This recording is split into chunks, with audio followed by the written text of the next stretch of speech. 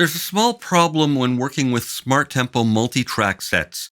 When we exclude some of the tracks within that set from contributing to the analysis, tempo information isn't properly written to those excluded files, and it becomes a problem when we enable flex. Now, fortunately, there's a very simple solution to this. So I'm going to demonstrate the problem for you and then the workaround. Here I've got some wild drums recorded, and they'll be out with the click right now. So first thing I'm going to do is select them all, right-click, go to Tempo, and create a Smart Tempo multi-track set.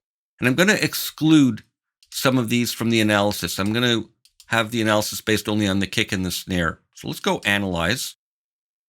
And that's fine. And since we're in keep mode, I'm going to have to apply the analysis manually. So I'm going to right-click, go to Tempo, and then apply Region Tempo to Project Tempo.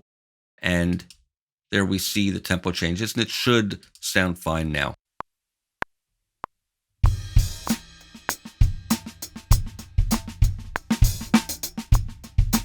All right, that's fine. Now, the problem arises when we enable flex. So I'm going to put that on, and you'll see now that the lengths are messed up and the analysis is not applied to the hi-hat and the overhead as it is in the other ones. And of course, it'll sound all out. So the simple solution involves going into the Smart Tempo editor and working with the downmix file. And all I need to do is move one of the markers and it'll reset everything in the group. So I'm going to hold down the Command key so that we can snap it to the very beginning of the transient there. And boom, I release the mouse. They're all now lined up properly with the same flex markers applied to all, and it should sound fine.